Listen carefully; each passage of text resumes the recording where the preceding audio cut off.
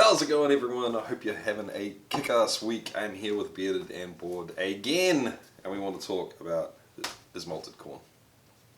It's corn that's been malted.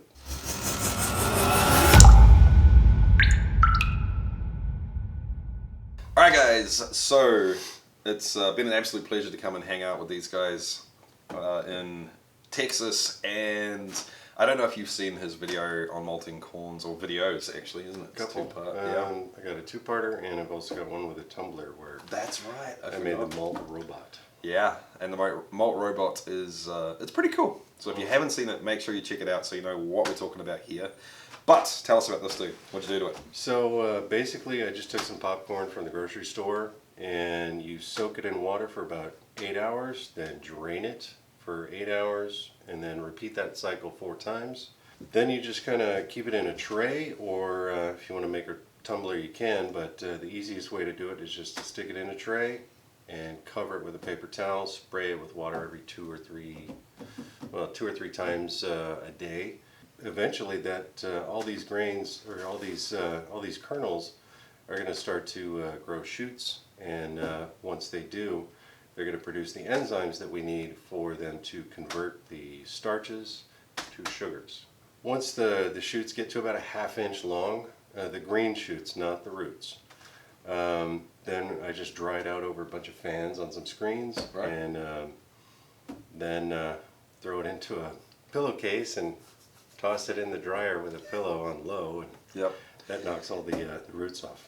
We take zero responsibility Yeah, for the heat you're going to take. zero responsibility for the fact that your dryer will end up smelling like grain. Yeah, Yeah, that's on you.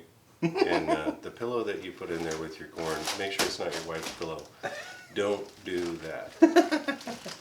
But the amazing thing to me is that, because this is popcorn, Yeah, just regular store-bought popcorn. and if you stick your face in a bag of popcorn Mm-hmm. before it's cooked, obviously, It doesn't really smell like very much. no, there's nothing to it. But this is kind of cool.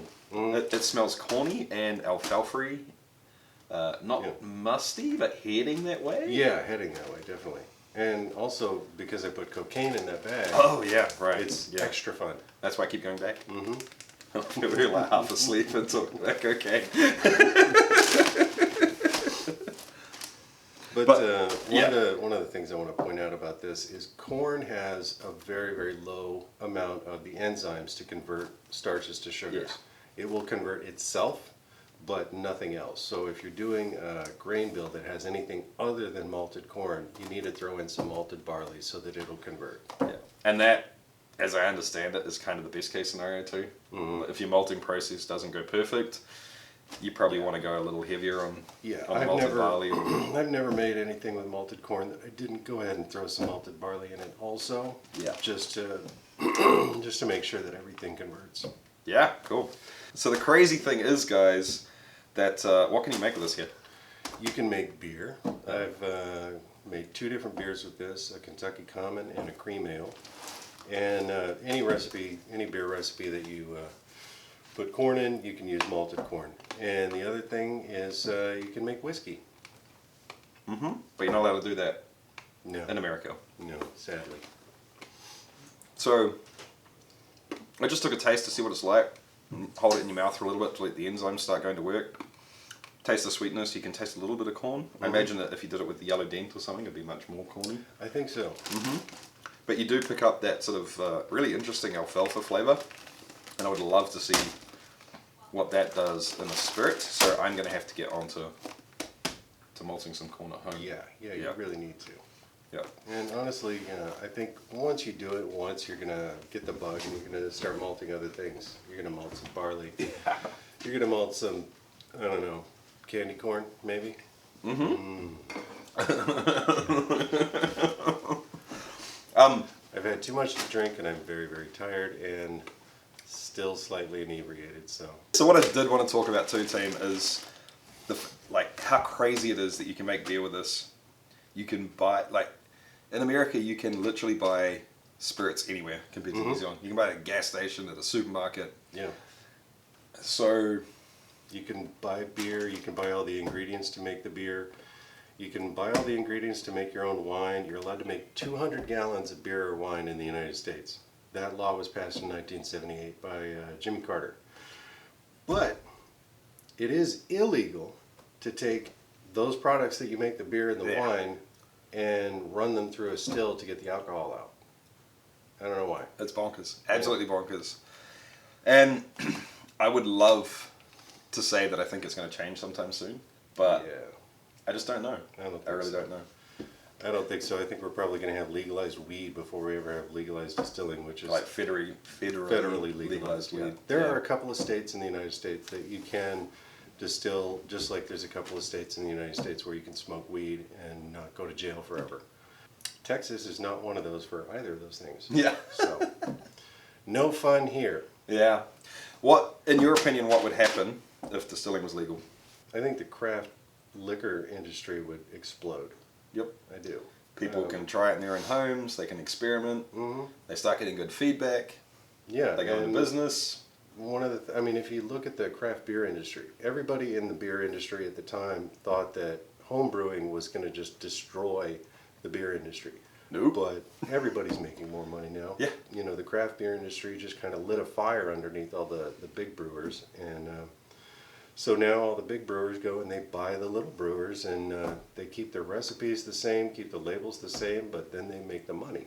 And I think the same thing could end up happening for all of you hot-headed entrepreneurs out there who want to start a whiskey business. Yeah. So write your congressman. Yeah. Write your senator. Let them know that we need to legalize hobby distilling. What actually has to happen to make it legal in America? So a bill has to be drafted, or just a piece of legislation has to be adopted onto or amended onto an existing bill that would take away the prohibition for hobby distilling. And currently it's just a holdover from the Prohibition era from over 100 years ago. So it would be like one sentence long. They almost did it a couple of years ago. Yeah. But the bill never left committee, probably because the liquor lobby has a lot of money and, you know, people who want to distill at home don't.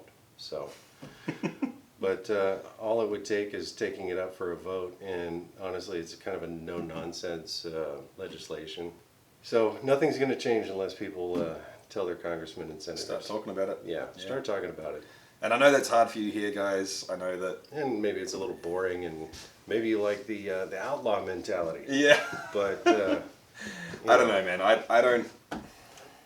The rest I of don't us, see anything good coming of that. I don't either. I Yeah. mean, you know, the rest of us in states where it's not legal, we don't get to enjoy it the way you guys do, unless you know, we're out in the middle of the woods or whatever. But it sure would be nice to be able to just talk about it openly and be able to share the process and share ideas without fear of talking to the wrong person. Yep. So better information, better acceleration in the hobby. yeah, Better safety That's the information main being thing. passed around. better safety, because there's a lot of misconceptions and Oh, myths and there stuff. is. Like, oh, you're gonna go blind. No, you're not.